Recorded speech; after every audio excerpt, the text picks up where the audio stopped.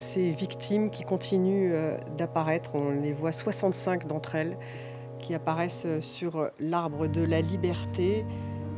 Il a eu un discours républicain finalement, Oui, oui, c'est très frappant du Perron. de voir que ce monsieur est sorti du deuil individuel pour se situer au-delà dans un deuil collectif, dans une mémoire collective, puisqu'il a évoqué le musée de la mémoire des attentats, la journée d'hommage aux victimes des attentats.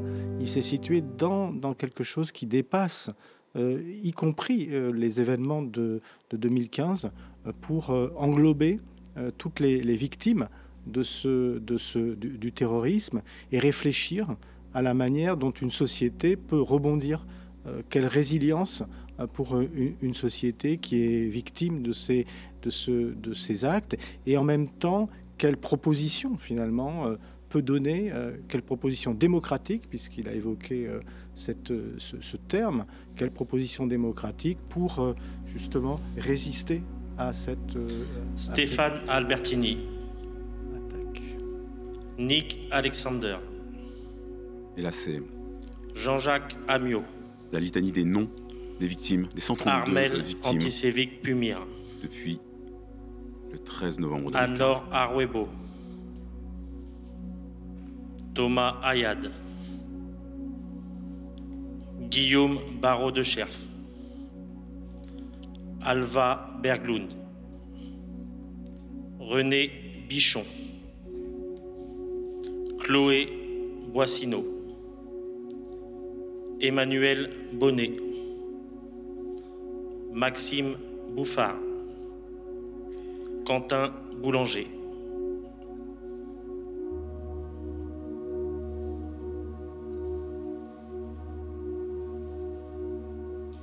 Ludovic Bombas, Véronique de Bourgy, Élodie Breuil, Cyprien Calciu et Lacrimura Mariana Pop, Claire Camax, Nicolas Catina, Baptiste Chevreau, Nicolas Classo, Cécile Coudon-Pégado de Lille, Nicolas Degenhardt, Elsa Delplas et Patricia San Martin, Alban Denuy.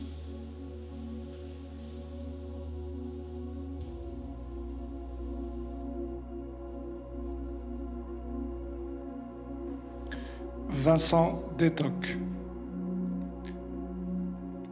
Frédéric Calizo dit Fred Deville,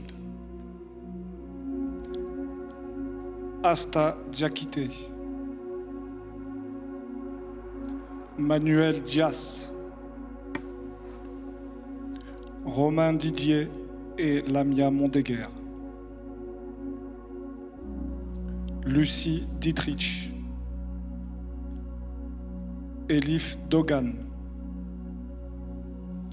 Fabrice Dubois, Romain Dunet, Thomas Duperron, Justine Dupont, Mathias Dimarski et Marie Loche.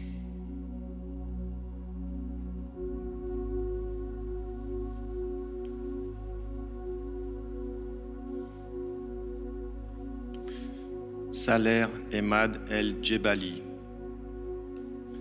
Germain Ferret, Romain Feuillade, Grégory Foss, Christophe Foultier, Julien Galisson, Suzon Garrigue, Mayol Gobert, Micheli Gilles Raimez, Cédric Ginestou, Mathieu Giroux, Cédric Gomet, Noémie González.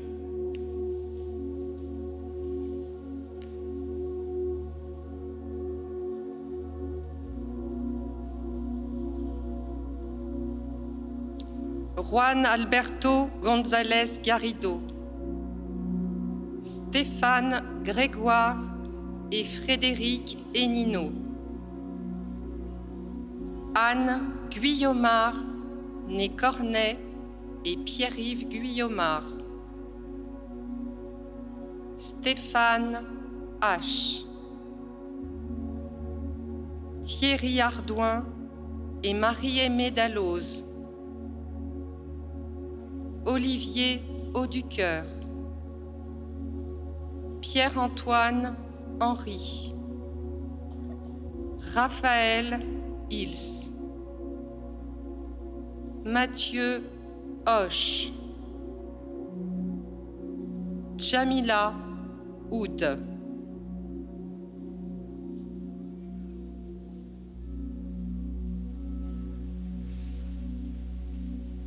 Mohamed Hamid Ibn al-Mubarak,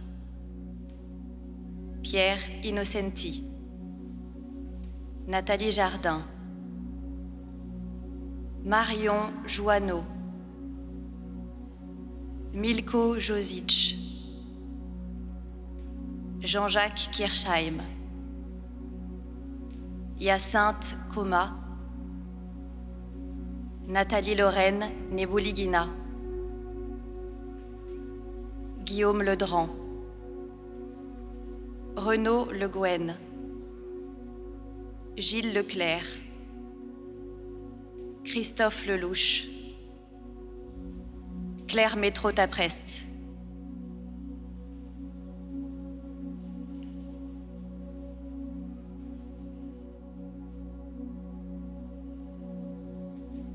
Cécile Martin,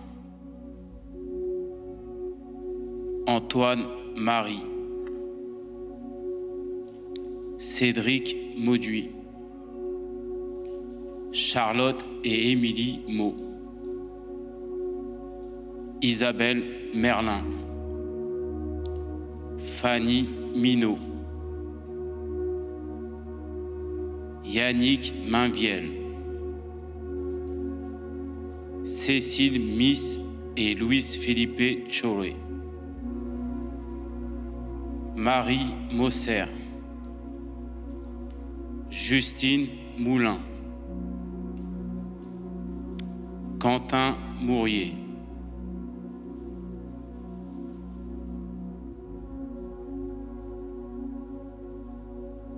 Victor Munoz Quilemoes, Christophe Mutez, Hélène Mouyal-Léris, Romain Naufre, Bertrand Navaret, Christopher Noé Chalter-Bodino, Léla Ouzounian, David Perchirin, Aurélie de Peretti, Manuel Manu Pérez et Priscilla Correa, Marion et Anna Pétard-Lefrig,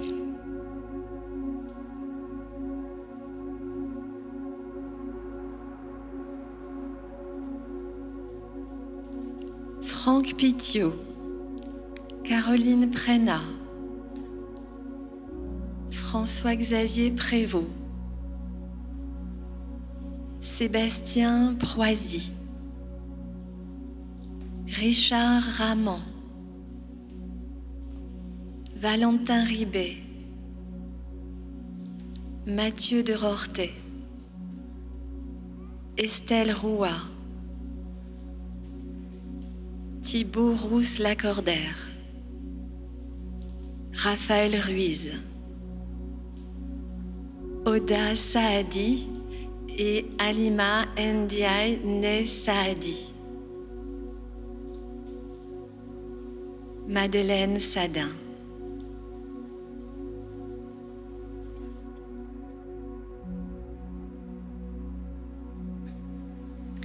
Kéridine Sabi, Lola Saline, Hugo Sarad, Jalal Seba, Maud Serrault, Sven Alejandro Silva Pelluccini, Valeria Solesine, Fabien Stech, Ariane Teller, Éric Toumé, Guillaume Valette, Olivier Vernadal, Stella Soanirina Yasmine Véry.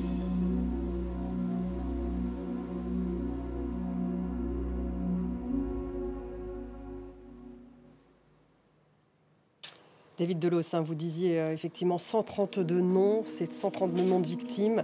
Ils ont été énumérés par des soignants, par des aidants, par des policiers, une dizaine de personnes. Absolument, oui, une dizaine de personnes qui représentent ce qu'on appelle les héros, souvent méconnus du 13 novembre 2015, ceux qui sont intervenus pour venir en aide aux victimes, pour les soigner et pour effectivement organiser les opérations de sauvetage. Et là, c'est vrai que les rescapés du Bataclan parlent beaucoup justement de l'interaction qu'ils ont eue avec les infirmiers, avec les urgentistes.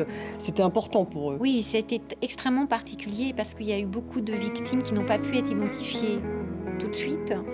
Les personnes blessées qui ont été dispatchées sur tous les hôpitaux de Paris et la région parisienne. Et on a beaucoup contribué au niveau des psy d'urgence à accompagner les familles déjà pour savoir est-ce que mon proche est mort, est-ce qu'il n'est pas mort. Il y avait des corps qui étaient difficilement identifiables. Donc tout ce travail-là du préjudice d'attente a été assez considérable et par rapport à d'autres interventions, il y avait beaucoup de personnes bien sûr, mais ce qui changeait aussi sur d'autres événements traumatiques, mais aussi cette difficulté de familles qui pendant des jours et des jours cherchaient, ne savaient pas si leur proche était à l'institut médico-légal ou en réa dans tel ou tel hôpital. C'était vraiment très particulier ça, avec un accompagnement qui fait qu'il y a eu des liens particulièrement forts pendant plusieurs semaines avec les familles.